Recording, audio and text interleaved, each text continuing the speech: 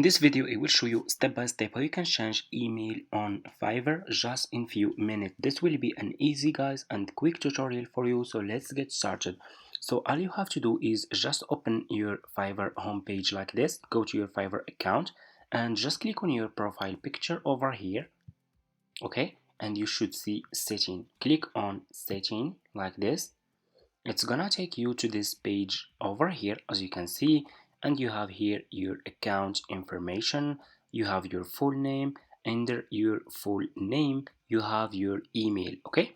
Click on your email over here, okay, and put new email that you want to add. So for example, add your new email like this, okay?